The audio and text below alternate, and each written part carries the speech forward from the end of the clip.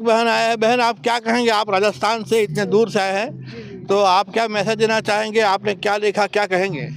Sir, मैं यही message देना चाहूँगी, जो युवाओं ने कहा कि आदिवासी जीवन शैली और जीवन दर्शन जो है वो पूरे संसार को बचा सकता है। और ये कोरोना ने सिद्ध कर दिया है कि हम वैश्विक महामारी से घिर गए और कई लोग काल के ग्रास बन गए, लेकिन आदिवासी जीवन शैली और खान पान से ही आज हम बच पाए हैं। प्रकृति है तो जीवन है, जीवन है तो प्रकृति, और आदिवासी और प्रकृति एक दूसरे के पूरक हैं। और आदिवासी जहाँ बसे हुए वहीं पर प्रकृति बची है। बाकी विकास के नाम पर आधुनिक मानव ने प्रकृति का विदोहन करके प्राकृतिक संसाधनों को मतलब कूड़े के ढेर के रूप में तब्दील कर दिया है। नदियों को नाले बना दिए हैं, तो सब जगह प्रदूषण है। जल प्रदूषण है, वायु प्रदूषण है, ध्वनि प्रदूषण है, हर जगह मतलब मानवता को मौत के कगार पर ले आया है। लेकिन आदिवासी क्षेत्रों में आप जाएंगे तो आपको सुकून की सांस मिलेगी, खाने को साफ सुथरा जल मिलेगा, पीने को मतलब जल मिलेगा, खाने पीने की बहुत जीवन शैली जो उत्कृष्ट जीवन शैली है, जो ऑर्गेनिक जो बोलते हैं, प्राकृतिक खान पान की जो जीवन शैली वो आदिवासियों ने ही बचा रखी है, क्योंकि वो कम से कम चीज़ों में सर्वाइव करने की क्षमता रखते हैं और सबको यही प्रेरणा देते हैं कि कम से कम चीज़ें लेके हम प्रकृति का विदोहन करेंगे तो प्रकृति भी हमारे साथ रहेगी और हम भी अच्छा जीवन जी पाएंगे। यही युवाओं ने कहा है कि संसार के सभी आदिवासियों की जीवन शैली पूरे संसार को अपनानी होगी, क्योंकि आदिवासी वो समाज है जिसने अपनी परंपराओं और अपने पुरखाओं की जो रीति रिवाज है, जो प्रकृति से जो सहजीवी संबंध है, वो जंगल, नदी, पहाड़, कंकड़, पत्थर, कीट पतंग, कोई सा भी जानवर हो, उस सबसे अपने परिवार जैसा संबंध रखता है और उसको उतना ही महत्व देता है। इसीलिए वो सबके साथ सहजीवी संबंध अपनाता है और हर संप्रदाय, हर समूह, हर धर्म के साथ सहजीवी है।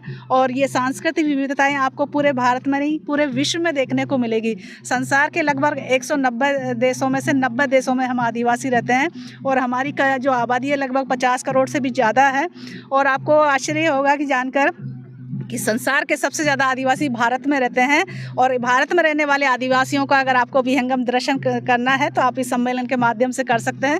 या अरुणाचल से भी आएंगे, मिजोरम से भी है, मणिपुर से भी है, मेघालय से भी है, उड़ीसा से, छत्तीसगढ़ से, कश्मीर से, मतलब पूरे भारत के सभी राज्यों से आदिवासी अपने अपने प्रतिनिधित्व प्रदर्शन करने के लिए आए हैं। अपने अपने कल्चर को, अपनी भाषा को, अपनी संस्कृति को, अपने साहित्य को, जैसे सोनल बहन ने बड़े विस्तार से बताया कि इसमें क्या क्या प्रोग्राम रखेंगे, क्या क्या स्टॉल्स रखी हुई है, आर्ट एंड क्राफ्ट की भी रखी हुई है, ज्वेलरी की भी रखी हुई है, साहित्य का प्रोग्राम रखा हुआ है। साहित्य के माध्यम से हम संदेश देना चाहते हैं। मुख्यधारा साहित्य समाज का दर्पण होता है, आज तक हम सब लोग पढ़ते आए हैं स्कूल, कॉलेज, महाविद्यालय और पत्रकारिता में और सूचना के माध्यम से, लेकिन आदिवासी साहित्य हर जगह से गायब रहा है। तो इसलिए अब आदिवासी समाज खुद आकर अपनी भाषाओं में, अपनी बोलियों में साहित्य लिख रहा है और बोल रहा है। ऐसे सम्मेलनों के माध्यम से राष्ट्रीय ही नहीं अंतर्राष्ट्रीय स्तर पर एक संदेश दे रहा है इस 30वें सांस्कृतिक आदिवासी सम्मेलन के माध्यम से, क्योंकि विदेशों से भी 10-15 लोग आदिवासी समाज के जो यूएनओ में स्थायी सदस्य हैं और आदिवासी हक अधिकारों के लिए कार्य कर रहे हैं, वो लोग भी यहाँ सहभागी हैं। अमेरिका से भी आए हैं, ऑस्ट्रेलिया से भी आए हैं, कनाडा से भी आए हैं, नेपाल से भी आए हैं और भी कई जगह से आए हैं जिनका मैं मतलब ठीक से परिचय नहीं दे पा रही।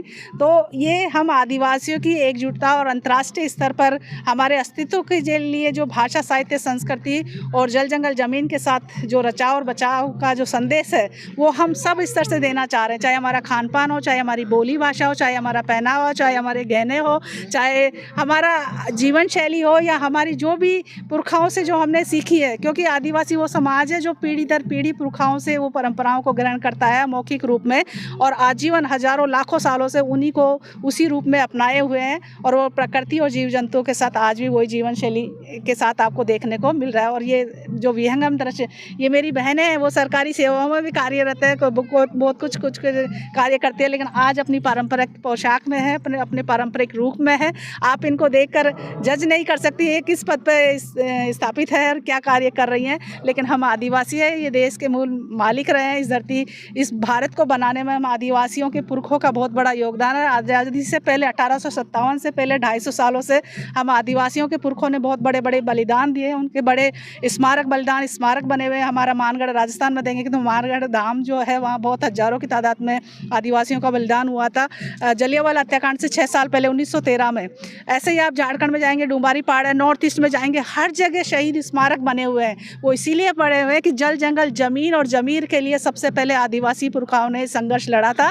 इसीलिए कोई सी भी कौमें आई, कोई सा भी शासन आया, लेकिन आदिवासियों ने कभी अधीनता स्वीकार नहीं की। वो हमेशा मुक्त रहे, स्वतंत्र रहे और स्वाभिमान के साथ अपनी संस्कृति के साथ जीवन यापन करते रहे। और आज भी वो परिदृश्य आज़ाद भारत में भी आपको देखने को इस तरीके से मिल रहा है। जी जी। आपका नाम क्या है? शुक्रिया सर। आदिवासी एकता। जी, मेरा नाम, मैं डॉक्टर हीरा मीना हूँ, राजस्थान से हूँ और आदिवासी साहित्य पर लेखन कार्य भी कर रही हूँ, अपनी भाषा साहित्य संस्कृति के लिए कर रही हूँ। और मैं पूरे देश भर के राष्ट्रीय आदिवासी समाज के अंतर्राष्ट्रीय स्तर से मैं भी प्रोफेसर हो मैडम?